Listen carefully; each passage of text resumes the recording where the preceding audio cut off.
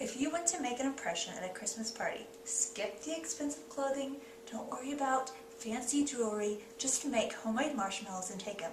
You are guaranteed to be the talk of the holiday party. They're super simple to make and very impressive. I'm going to show you how to do it. Alright, so here's what you'll need to make homemade marshmallows. 3 envelopes of unflavored gelatin, 2/3 cup of corn syrup, and if you spray the inside of the measuring cup with some cooking spray before you put the corn syrup in, it'll make it much easier to get out.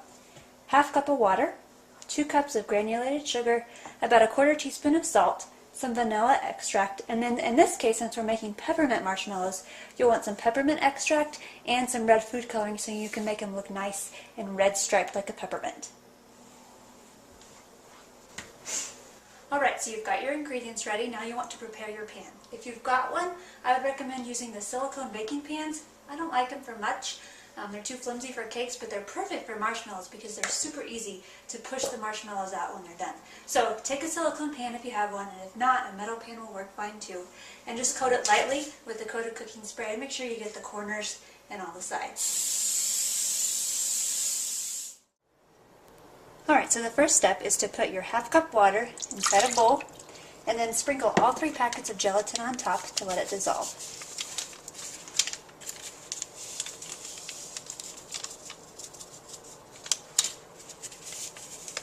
And let that sit for about 10 minutes.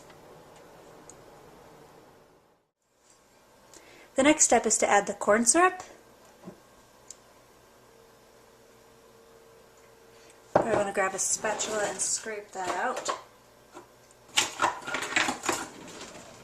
Get all the corn syrup out of there.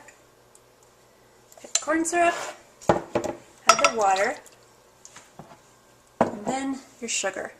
And bring this mixture to a boil.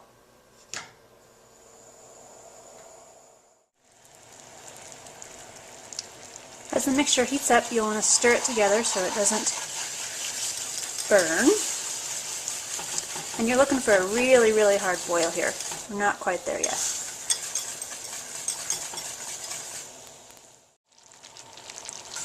Alright, so now we're at a rolling boil. This whole pan is boiling really hard, and you're going to want to cook it like this, boiling this hard for about a minute.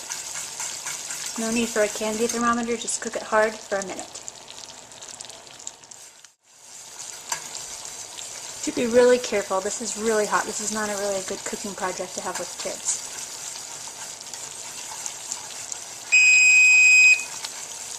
Alright, so our time's up. We're going to pour this into the gelatin mixture now, and again, please be really careful. This is a super duper hot mixture. Alright, so now we are pouring this on top of the gelatin mixture. And we're going to add in the salt. And then you're going to whip this for about 12 minutes. It's a long time to be whipping, and if you have a stand mixer, your job will be so much easier.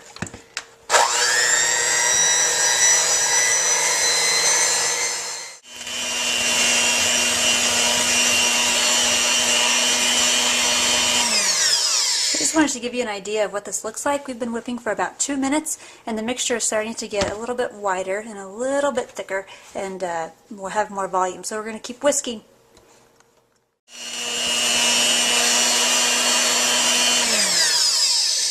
Alright, so now we've been whipping for about 5 minutes, and you can definitely start to see that this could someday maybe make marshmallows. We're not there yet, but it is starting to get there.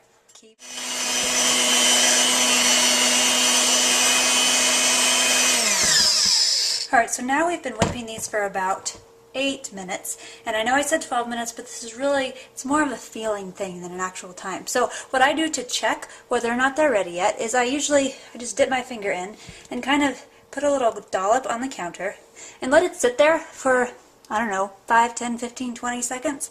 And if you touch it after that amount of time and you start to feel, oh yeah, that's drying out, that's setting up, then you know it's ready. I don't think this is quite ready yet because it's still taking quite a while to dry out. So I'm going to beat for about another 2 minutes.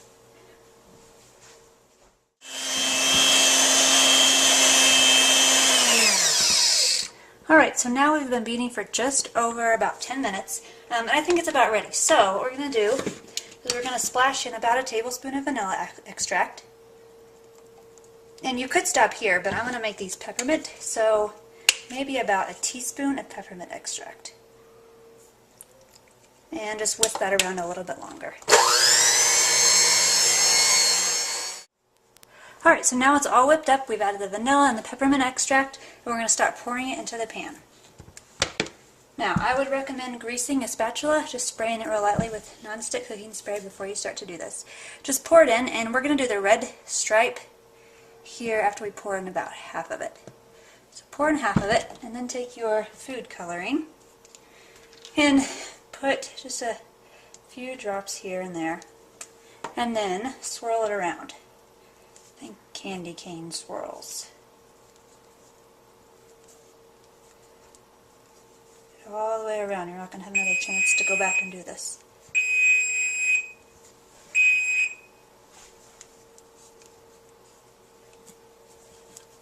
Okay, and then we've done that, so let's go back in and pour the rest on top. This stuff is good. These are the only kind of marshmallows Jeremy will eat. Like, he likes these as candy. The other kind, he's like, no way, only over a campfire. These are dessert. Whew.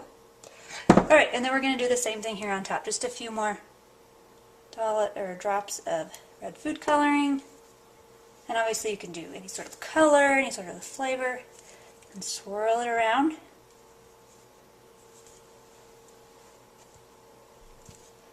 Swirl all the way around. Alright, that is it. Now we are going to let these set for a few hours at least. When they get firm on top, then we're going to cut them up. We'll dust them with powdered sugar and cornstarch, and then we will cut them up. But for now, you need to let them sit and firm up. Alright, so our marshmallows have been firming up for probably about 4 hours now, and as you can see, they're very firm, and they're definitely have taken the shape. They firmed up here. And so all we need to do now is to cut them into cubes and coat them in some powdered sugar and cornstarch, and they're ready to eat. So before, I recommend using a pair of kitchen scissors to cut. It's way easier than using a knife. So before you start cutting, you'll want to dip your kitchen scissors into this cornstarch powdered sugar mixture to kind of keep it, coat them, and to kind of keep them sticking to the stickiness of the marshmallow. And I'm going to start cutting them. Alright, so it's time to start cutting. And I usually cut them just one row at a time.